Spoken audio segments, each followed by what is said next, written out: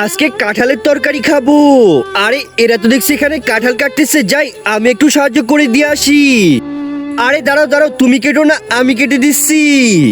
আমার কাঁঠাল কাটার 20 বছরের অভিজ্ঞতা আছে, দেখো আমি কেমনে কাটি। দেখেছো তো পুরো মাছ বরাবর কেটেছি। হ্যাঁ হ্যাঁ, অনেক ভালো করে কেটেছেন। দেন দেন, এবার আমরাই কেটে দিব। আরে না না, আমি পুরোটা কেটে দিচ্ছি, তোমরা শুধু দাঁড়িয়ে দাঁড়িয়ে দেখতে থাকো। আচ্ছা ঠিক আছে। এই তো দেখো ভালো করে কাটতে পারতেছি তো। হ্যাঁ হ্যাঁ, আপনি ভালোই কাটতেছেন।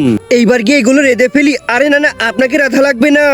আরে আমি রেঁধে দিছি। না না, আপনি বাসায় যান, আমরা রেঁধে নিব। পাগলের মতো কাঁঠালটা এত কষ্ট করে কাটলাম, আর আমাকে এক পিসও দিল না। ধুর, ভাল লাগে না। ভালোই হলো আমাদের আর খাটা লাগলো না। আর একটা বুদ্ধি পেয়েছি, এইবার এটাকে রেঁধে ফেলি। আরে বাইরে কে বেল বাজাইতেছে দেখি তো। একজন মা কতটা আপন হয়, যাদের মা নাই তাদেরকে জিজ্ঞেস করো। তাই আজকে যারা মাকে ভালোবাসো তারা একটি লাইক আর একটি সাবস্ক্রাইব করে দাও, আর যদি না ভালোবাসো তাহলে এই ভিডিওটা থেকে দূরে থাকো। আরে এখানে তো কেউ নেই, তাহলে বেল কে বাজাইলো? আচ্ছা মা, চলেন এবার ভিতরে যাই। আরে আমাদের কাঁঠাল কোথায় গেল? আমাকে এক পিছু দিল না, লে আমি পুরো কাঁঠালটাই তুলে নিয়ে এসেছি।